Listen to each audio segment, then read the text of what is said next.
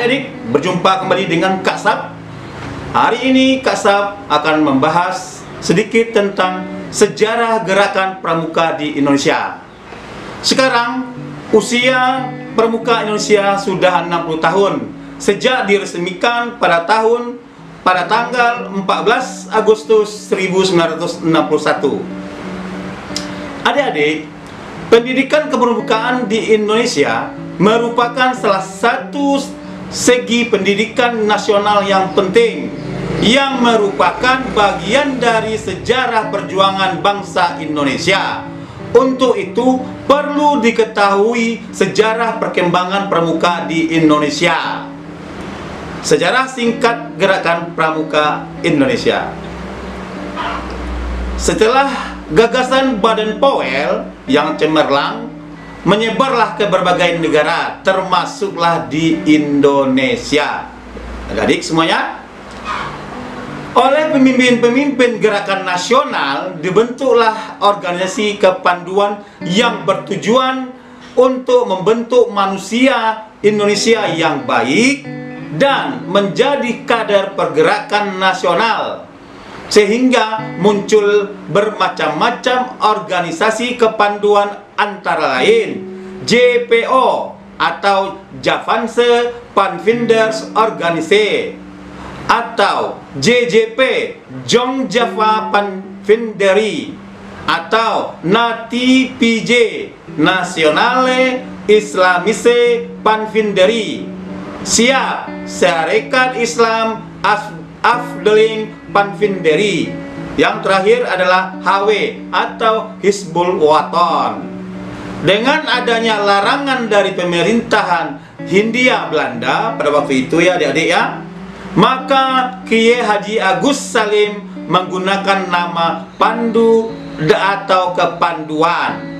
Dengan meningkatnya kesadaran nasional setelah Sumpah Pemuda, maka pada tahun 1930 organisasi kepanduan seperti IPO, PK atau Pandu Kesultanan, PPS Pandu Pemuda Sumatera bergabung menjadi KBI atau Kepanduan Bangsa Indonesia.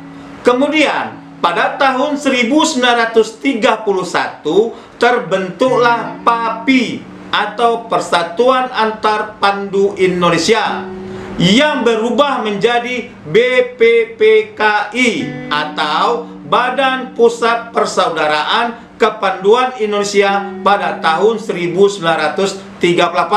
Tentu itu sebelum Indonesia merdeka, ya.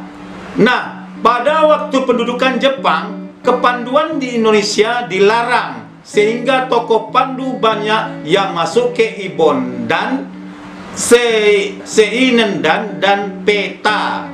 Nah, waktu itu ke situ dia.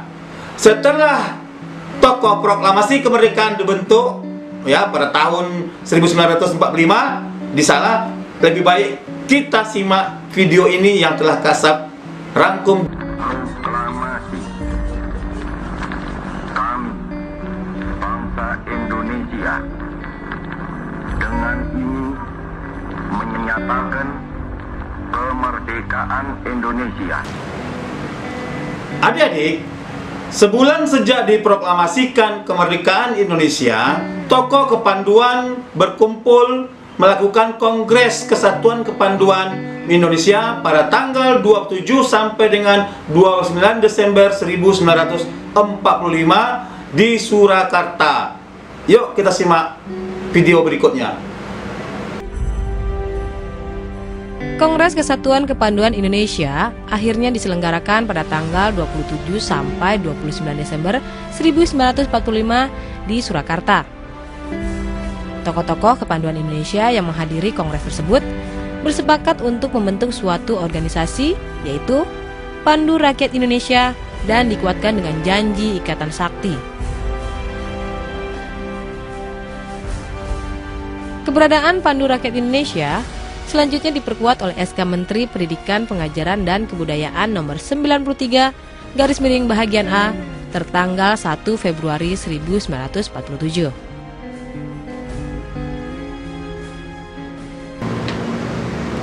Gimana adik-adik? Udah mulai paham kan? Oke, kita lihat video selanjutnya.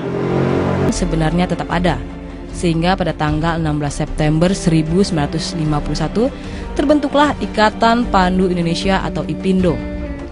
Pada tahun 1953, IPINDO berhasil menjadi anggota kepanduan sedunia.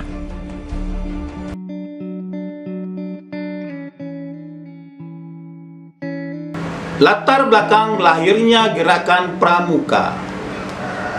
Ketetapan MPRS nomor 2 garis miring MPRS garis miring 1960 tertanggal 3 Desember 1960 tentang Rencana Pembangunan Nasional Semesta Berencana.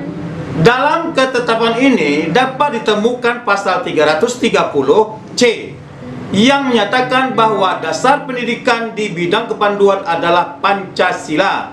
Seterusnya penertiban tentang kepanduan pasal 741 dan pendidikan kepanduan supaya diintensifkan dan menyetujui rencana pemerintah untuk mendirikan Pramuka pada pasal 349 ayat 30. Kemudian kepanduan supaya dibebaskan dari sisa-sisa Lord Baden-Powell's-May, lampiran C ayat 8. Ketetapan itu memberi kewajiban agar pemerintah melaksanakannya. Karena itulah Presiden atau mandataris MPRS pada 9 Maret 1961 mengumpulkan tokoh-tokoh dan pemimpin gerakan kepramukaan Indonesia bertempat di Istana Negara.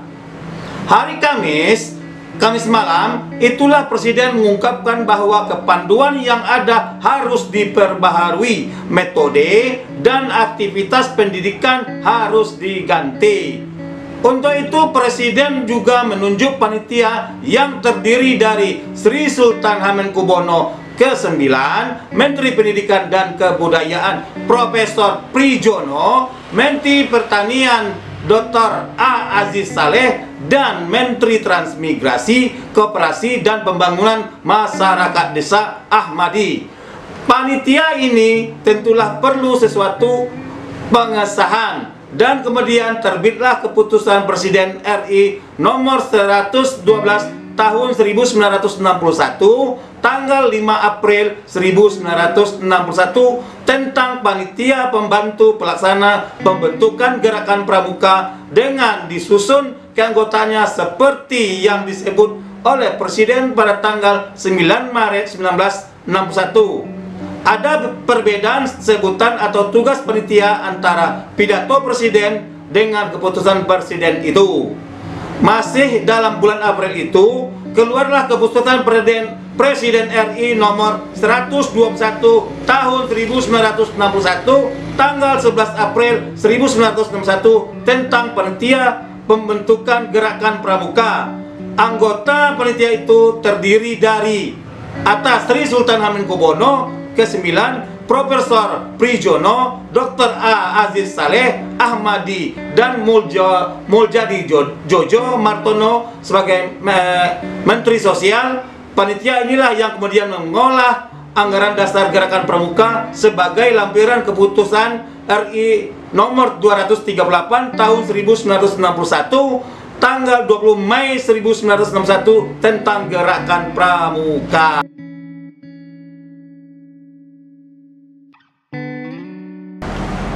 Adik-adik semua, sekarang tentang kelahiran gerakan Pramuka. Gerakan Pramuka ditandai dengan serangkaian peristiwa yang saling berkaitan, yaitu pidato Presiden atau mandataris MPRS di hadapan para tokoh dan pimpinan yang mewakili organisasi kepanduan yang terdapat di Indonesia. Pada tanggal 9 Maret 1961 di Istana Negara, peristiwa ini kemudian disebut sebagai Hari Tunas Gerakan Pramuka. Mudah-mudahan paham adik-adik semuanya ya.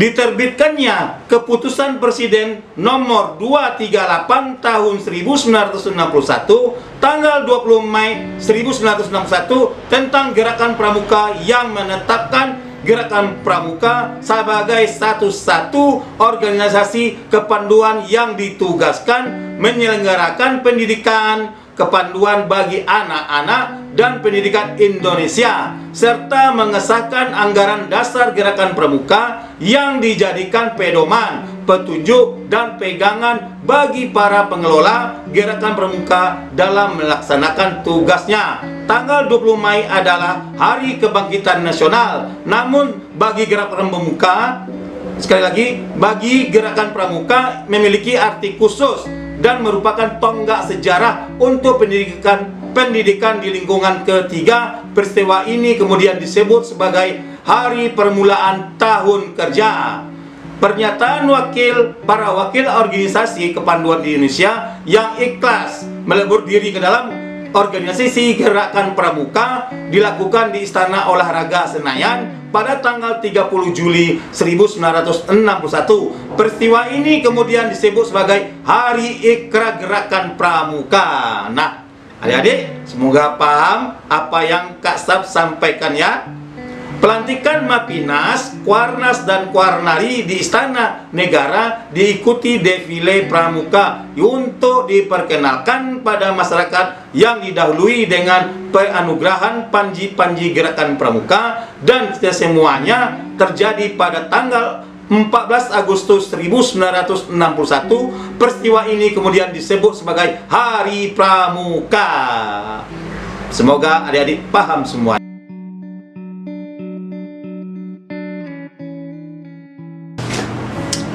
Baiklah adik-adik, sekarang kita adalah memperkenalkan Ketua Kuartir Nasional dari tahun ke tahun atau dari masa ke masa.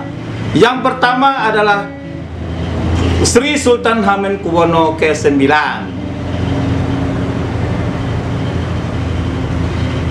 Yang kedua, Letnan Jenderal M. Sarbini, Ketua Kuarnas ke-2. Selanjutnya, Letnan Jenderal Mas Hudi, Ketua Kuarnas ke-3 dan terlama.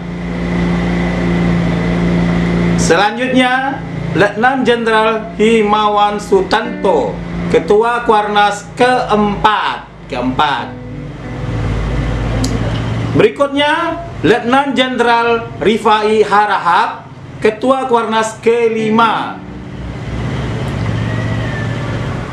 Selanjutnya, Profesor Dr. Asrul Aswar MPH, Ketua Kuarnas ke-6.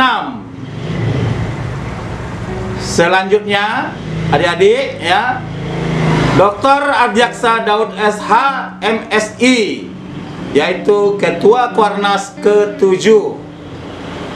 Dan yang ke-8 adalah siapa namanya? Ayo, Kak Budi Waseso.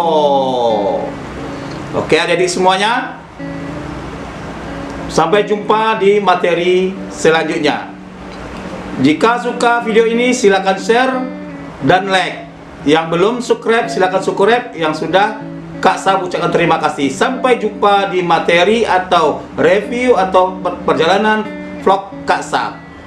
Assalamualaikum warahmatullahi wabarakatuh.